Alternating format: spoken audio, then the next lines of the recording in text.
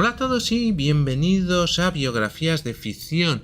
Ya saben, su canal de YouTube donde elegimos personajes ficticios y creamos una biografía, una cronología, una vida y hechos, una historia como si hubiera existido realmente.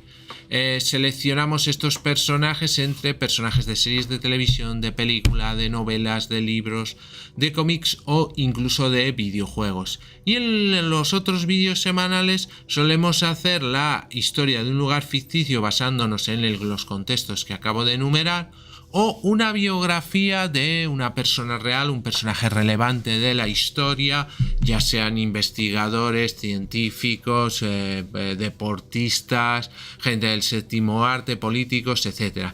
Bien, hoy vamos a hacer la biografía real de Juan de Herrera. Bien, pues les voy a dar 5 segundos para que se suscriban a mi canal. Ya saben que a ustedes solo les cuesta un solo clic, pero a mí me ayudan mucho para seguir haciendo vídeos. Muchas gracias. Bien, Juan de Herrera de Malaño nació en Roiz, Cantabria, en 1530 y falleció el 15 de enero de 1597 en Madrid. Fue un arquitecto, matemático, geómetra y militar español, considerado uno de los máximos exponentes de la arquitectura renacentista hispana. Su sobrio y severo estilo arquitectónico, llamado herreriano en su honor, fue representativo del reinado de Felipe II e influyó notablemente en la arquitectura española posterior, principalmente a lo largo del siglo XVII. Como saben, su obra arquitectónica más importante es el Monasterio del Escorial, que evidentemente está en el municipio madrileño de San Lorenzo del Escorial, que Herrera acabó en 1584 tras reorganizar el proyecto original de Juan Bautista de Toledo. Posteriormente, Felipe II, plasmando los postulados de la Contrarreforma, le encargaría la Catedral de Valladolid. Debía de ser la catedral más grande de Europa, aunque al final se construyó más o menos en un 40-45% debido a la falta de recursos para un proyecto de tal magnitud y a los gastos provocados por la difícil cimentación del templo, ya que estaba situada en una zona con un gran desnivel de terreno. Como figura del Renacimiento se interesó por diferentes ramas del saber y manifestó un espíritu aventurero y un afán de novedades. Su discurso sobre la figura cúbica revela sus conocimientos de geometría y matemáticas, y su participación en algunas de las campañas militares de Carlos I, como en Alemania, Flandes o Italia, hablan de un talante y de ser una persona bastante inquieta. Como les decía, Juan de Herrera nació en el barrio de Movillán, en la localidad de Roiz, perteneciente al municipio cántabro de Valdáliga, en el seno de una familia de hidalgos. Nieto de Ruy Gutiérrez de Maliaño y Herrera, señor de la casa solariega de Maliaño, su familia gozaba de una acomodada posición social. Sin embargo, habiendo nacido fuera del matrimonio de su padre, la familia le despreciaba incluso cuando su padre se había casado con su madre una vez fallecida su esposa. Su padre murió cuando Juan tenía 3 o 4 años. Juan de Herrera nunca frecuentó universidad alguna. En 1547 dejó su casa paternal y al año siguiente se incorporó al séquito de caballeros de Felipe II, por entonces todavía príncipe, y viajó en las campañas de Flandes, Alemania e Italia, donde entró en contacto con las corrientes renacentistas del momento. Regresó a España junto al príncipe en 1551 y tuvo que empezar de nuevo ya que no podía continuar en la corte. En esta situación, en 1552 se enrola en el ejército e ingresa a la compañía del capitán Francisco de Medinilla, un militar profesional. A partir de 1553 participa en las campañas del Piamonte bajo el mando de Ferrante I Gonzaga, es arcabucero a caballo y participa junto con el tercio de Ferrante en la campaña de Flandes con los ejércitos de Carlos I. Una vez destituido Ferrante, pasa a la guardia personal del emperador y se queda con él en Bruselas. En 1556 acompaña al emperador en su viaje a España y es despedido con motivo del retiro de este último en el monasterio de Yuste. Tras la muerte de Carlos I en 1558 pasa al servicio de Felipe II, bajo cuyo mecenazgo desarrollará la práctica totalidad de su carrera.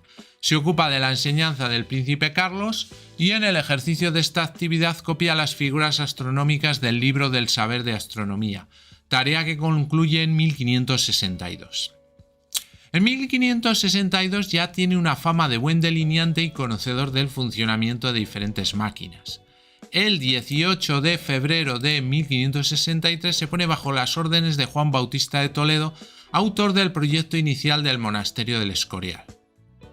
Y en 1572 asume oficialmente la dirección de las obras, que finalizaría 12 años más tarde, en 1584. En 1579 es nombrado inspector de monumentos de la corona, lo que contribuye a una rápida expansión por España de su estilo arquitectónico definido en el trazado del Escorial. En 1583 funda la Academia de Matemáticas y Delineación, antecedente de la Real Academia de Ciencias Exactas, Físicas y Naturales, y se convierte en su primer director. En 1594 cae gravemente enfermo y abandona el trabajo activo.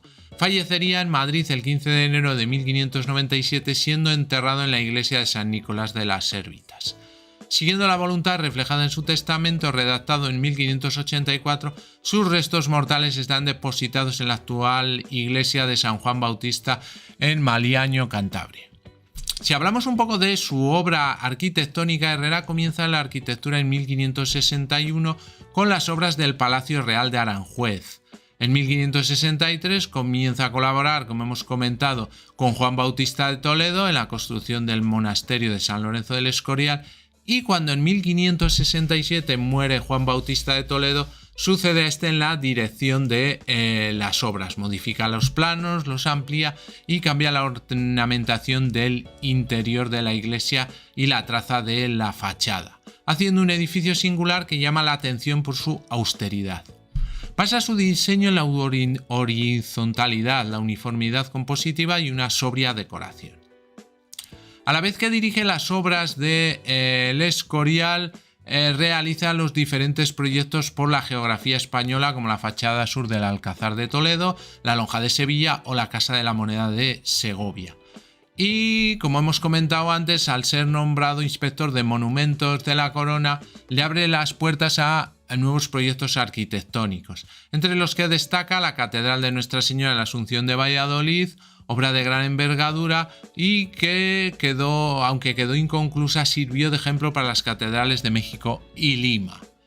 Desde los importantes puestos que ocupó, es de suponer que Herrera fue al menos uno de los redactores de las ordenanzas de Felipe II, publicadas el 3 de mayo de 1576 en San Lorenzo del Escorial, que rigieron la inmensa tarea de creación de nuevas ciudades en las Indias posteriores. Entre otras cosas, también estuvo en, labores de jardinería, obras de jardinería. Entre otros, también proyectó la ampliación del Jardín del Rey del Palacio Real de Aranjuez, proyectado durante el reinado de Felipe II. Inicialmente era un jardín cerrado adosado al lado sur del palacio, junto a la Torre del Reloj. El proyecto inicial fue de Juan Bautista de Toledo, y a partir de su fallecimiento pues fue enriquecido por Juan de Herrera, porque era un jardín para ser contemplado desde los balcones de palacio. También es autor del proyecto y plantación en el jardín del Palacio Real de Aranjuez de una gran alameda paralela al río, situado en el jardín de la isla. Asimismo, dentro de este ambicioso programa de prestigio y desarrollo económico de Aranjuez, se decidió la ordenación del paraje conocido como Pico Tajo, llamado así por encontrarse en una península que conformaban los ríos Tajo y Jarama. Desde el siglo XVI el curso del río Tajo se ha mantenido semejante.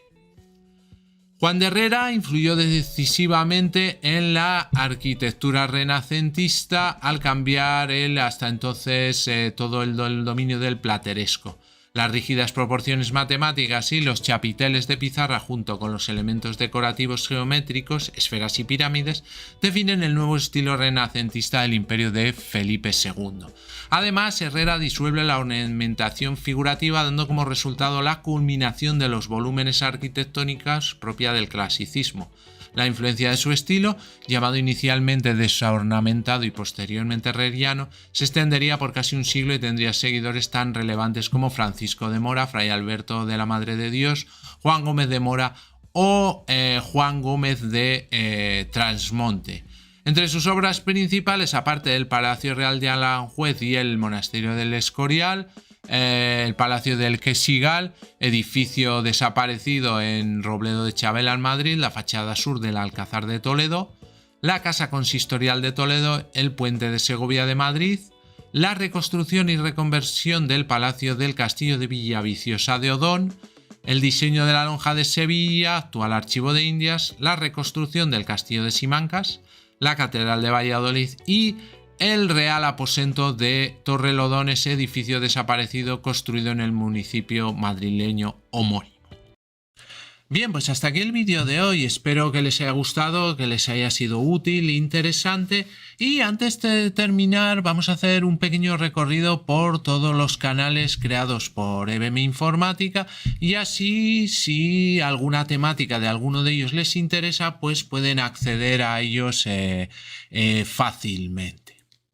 Bien, el primero y el canal más grande es el canal de EBM Informática, donde tenemos tutoriales de todo tipo de actividades del mundo de la informática. Tenemos cursos completos como de Word, Excel, Access, Photoshop, trucos y diversas explicaciones de aplicaciones normalmente de PC que les pueden ser muy interesantes. El canal de Seven, historias para gente interesante, donde hablamos de diversos temas de historia, de cultura general, misterios, ficciones sonoras. Un poco repasamos pues todo tipo de intereses culturales que están muy bien. Tenemos luego un canal de cine en blanco y negro, donde hablamos de la época dorada del cine y sobre todo nos basamos pues eso, en los pioneros del cine y en todas las películas que se hicieron en blanco y negro y que tienen ese romanticismo, esa época romántica más nostálgica del cine. Otro canal de cine, pequeña gran pantalla, bueno, de cine y televisión, donde hacemos rankings de películas, publicaciones de todas las películas de un actor o una temática, y lo mismo con las series de televisión. Bien, tenemos luego el canal de biografías de ficción, donde hacemos biografías de personajes ficticios. Buscamos un personaje, ya sea de novela, de serie de televisión, de película, de cómic o de videojuego, y trazamos una cronología, una vida como si hubiera existido. Además, también tenemos una sección que se llama Lugares Ficticios y también hacemos biografías reales. Para finalizar, tenemos el canal Just Surrender, donde tenemos curiosidades de videojuegos, historias de videojuegos y gameplays o walkthroughs, soluciones completas en un solo vídeo de algunos de videojuegos que más me gustan, sobre todo del tema de aventura gráfica. Pues muy bien, muchas gracias y hasta el próximo vídeo.